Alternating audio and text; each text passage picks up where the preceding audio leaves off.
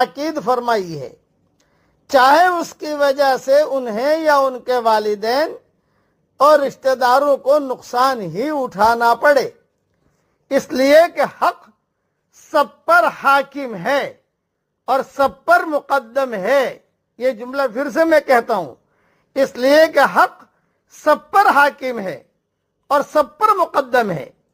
کسی مالدار کی مالداری کی وجہ سے رعایت کی جائے، نہ کسی فقیر کے فقر کا اندیشہ تمہیں سچی بات کہنے سے روکے، بلکہ اللہ ان دونوں سے تمہارے زیادہ قریب اور مقدم ہے۔